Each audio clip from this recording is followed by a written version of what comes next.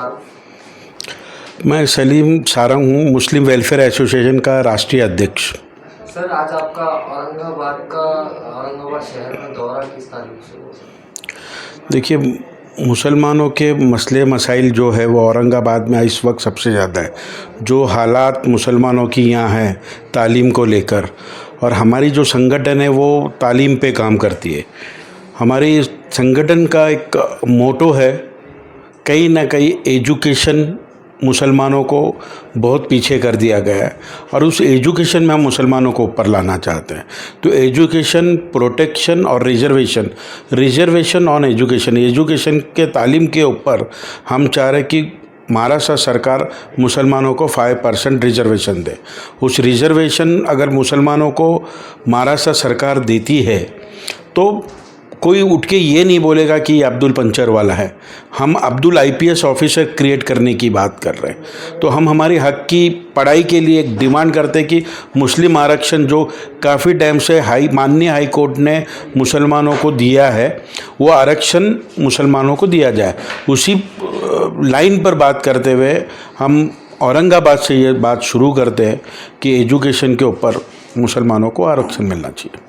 Sir, अभी अमूमन देखने में आ रहा है भारत देश में काफ़ी सारे मुद्दे चल रहे हैं। इसमें से एक वक्फ बोर्ड का मुद्दा चल रहा है, जो पार्लियामेंट में जो बिल पास हो गया है वक्फ बोर्ड का। तो इस ताल्लुक से आप संगठन की तरफ से मुस्लिम माइनॉरिटी सेक्शन के लिए क्या करने वाले? देखिए, ये ताल्लुक नेशनल इशू है। हम हमारे संगठन से इस वक्त इस इश्यूज़ पे बोलना नहीं चाहते हैं। क्यों नहीं बोलना चाहते कि इस पे तालीम लेनी पड़ेगी, इसका प्रोज और कौन, कहाँ सही है कहाँ गलत है, वो देखना होगा। कहीं ना कहीं कुछ चीज़ मुसलमानों पे थोप के तो नहीं चलेगी। कोई चीज़ आप मुसलमानों पे रातों रात थोप दोगे और बोलो ये करना ही पड़ेगा। अगर सेकुलर हिंदुस्तान गवर्नमेंट है, माननीय डॉक्टर बाबा साहब अम्बेडकर के संविधान पे ये देश चलता है, अगर उस संविधान पे देश चलता है तो सिर्फ मुसलमान के वक्फ बोर्ड पे नहीं आना चाहिए डिसीजन। जितने भी धर्मों का बोर्ड है उन सारे बोर्ड पे अगर ये रिस्ट्रिक्शन आती है तो हमें कोई तकलीफ नहीं है, लेकिन अगर सिर्फ मुसलमानों को टारगेट होता है तो हमें तकलीफ हो सकती है। सर, इसके अलावा माइनॉरिटीज़ के अंदर और काफ़ी मुद्दे हैं, जैसा कि काफ़ी नौजवान बेरोजगार है मुसलमानों के अंदर, जॉब्स नहीं है उन्हें, जो भी पढ़े लिखे हुए उन्हें भी जॉब्स नहीं है। तो इस ताल्लुक से आपकी पार्टी की तरफ से या संगठन की तरफ से क्या करने वाले हैं? देखिए, ये बहुत बड़ा मुद्दा है। सबसे बड़ा मुद्दा ये है कि नौजवान जो है हमारे वो सही रास्ते पे नहीं जाते। कहीं ना कहीं नौजवान को हम लीडरशिप भी क्रिएट करना चाह रहे हैं। हम सिर्फ ये डिमांड मांगते मांगते एक वक्त आता है कि हम चुप बढ़ जाते हैं। तो हमको पॉलिटिकल रिजर्वेशन भी चाहिए। कहीं ना कहीं हम पॉलिटिकल हैंडीकैप है, हम अपाहिज हो चुके पॉलिटिक्स में। अपाहिज इसलिए हुए कि हमारा कोई बोलने वाला रहबर नहीं है, हमारा कोई ये आवाज़ उठाने वाला लीडर नहीं है। तो हम इस प्लेटफॉर्म से पॉलिटिकल लीडर, हर एक वार्ड में लीडर भी क्रिएट करेंगे। जब वो लीडर होगा, कौम की बात करेगा तो पार्लियामेंट तक वो बात पहुँचेगी। औरंगाबाद शहर के आम जनता से क्या अपील करना चाहते हैं? अपील करने के लिए तो बहुत सारी चीज़ है, लेकिन सबसे बड़ी बात है कि मुसलमान 10वीं तक पढ़ पाता है और 10वीं के बाद अगर ड्रॉप आउट रेशियो देखोगे तो वो सीधा 30 to 40% नीचे उतर आता है। तो माँ बाप को मैं यही कहना चाहता हूँ, सिर्फ औरंगाबाद के नहीं पूरे हिंदुस्तान के, कि आप एक टाइम की रोटी कम खाइए लेकिन अपनी औलाद को शिक्षण और एजुकेशन ज़रूर दीजिए। अगर वो एजुकेशन होता एक रोटी कम खाने से तो मुसलमान की माली हालत बदल सकती है। तो मैं औरंगाबाद के आह्वान से यही कहूँगा कि हर बात को आप रास्ते पे उतर के चिल्लम चिल्ली करने से अच्छा ये पेन की ताकत को इस्तेमाल करिए। जो आपके पास जो पेन है उस पेन की इस्तेमाल करिए। इससे जो आप कर सकते हो वो रास्ते पे उतर के नहीं कर पाएंगे। जलील साहब को क्या फोर्स दिया है? देखिए, जलील साहब को हमारी संगठन काफ़ी टाइम से उनके काम को देखते हुए आई है। बारीकी तौर पे एक छोटे कौम लोगों की आवाज़, जिसकी कोई आवाज़ नहीं बनता, उनकी ये आवाज़ बन के उभरे हुए। बहुत छोटी छोटी चीज़ों पे ये हर कौम के लिए ये अवेलेबल रहते हैं। तो ऐसे शख्सियत को कहीं ना कहीं हमको लगता है कि हमारे साथ जुड़ने से हमारे संगठन का भी फ़ायदा होगा और लोगों का भी फ़ायदा होगा, और इनके साथ हम कहीं ना कहीं बड़ी लीडरशिप क्रिएट करने जा रहे हैं औरंगाबाद में। ये मुस्लिम वेलफेयर एसोसिएशन की एक और बड़ा काम मैं बताने जा रहा हूँ आपको, जो हम करने जा रहे हैं। मुसलमानों को गवर्नमेंट में काफ़ी सारी स्कीम मिल सकती है जो कि हमारे लोगों को पता नहीं होता है। कहीं ना कहीं वो जाके सोचते हैं कि सिर्फ हमारा मुस्लिम मौलाना आज़ाद महामंडल में हमारा हक है, वहाँ से हमें लोन मिलता है। ऐसा नहीं है। मुसलमान का हक काफ़ी सारी बॉडीज़ में, काफ़ी जगह पे वो स्कीम में हम आ सकते हैं, जो कि हमारे कौम को पता ही नहीं है। तो कहीं ना कहीं 42 स्कीम जैसे ये बता रहे, ऐसे स्कीम्स है जो मुसलमान को डायरेक्ट मिल सकती है। और काफ़ी हमारे हक की चीज़ें जो हमने कभी डिमांड ही नहीं किया गवर्नमेंट से। तो ये औरंगाबाद से लेकर मंत्रालय के बीच में एक चेन बनने जा रही है। यहाँ के लोगों की जो तकलीफ़ होगी, कहीं ना कहीं जलीस भाई उसको उठाएंगे, हमारे तक लाएंगे और उसको हम मंत्रालय में उसको फॉलोअप लेके लोगों के मसले हम हल करेंगे।